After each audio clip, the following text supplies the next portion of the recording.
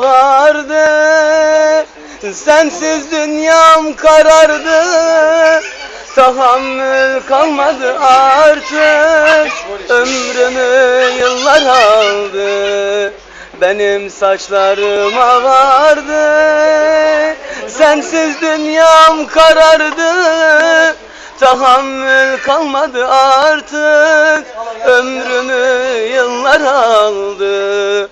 Diyar diyar dolaştın, sevdiğim benden mi kaçtın?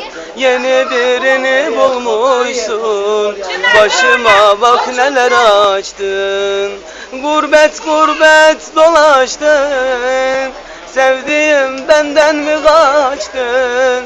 Yeni birini bulmuşsun, başıma bak neler açtın. Allah razı olsun. Hacı bana